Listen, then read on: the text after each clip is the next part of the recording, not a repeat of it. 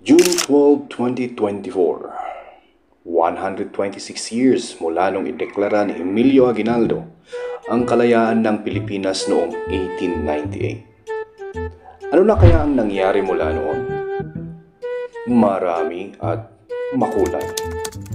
Naging prophetic ang mga kataga na iniwan ni Manuel L. Quezon noong sinabi niyang, "I prefer a government run like hell by Filipinos to a government run like heaven by Americans."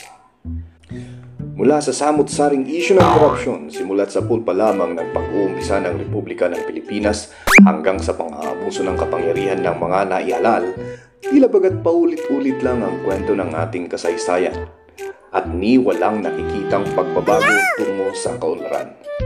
Tingnan natin ang mga highlights. Nagkaroon tayo ng martial law. Nagkaroon ng EDSA 1. Di ba tayo na kontento? Meron pang EDSA 2. Nagkaroon tayo ng babaeng pangulo. Babae 1 at babae 2. Nagkaroon tayo ng pangulong makapagal. Makapagal 1. Makapagal 2. Nagkaroon tayo ng pangulong Aquino.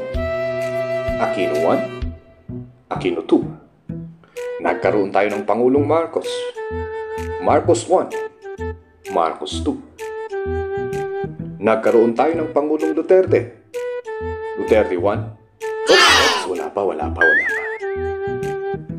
Magkagayon man, isa lang ang dapat nating pasalamat. Na tayo ay malaya at nakikilala na isang demokratikong bansa.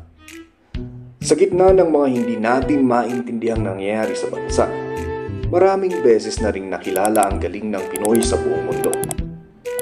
Ito'y ilan lang sa mga biyayang natatamasa natin na dulot ng ating kalayaan.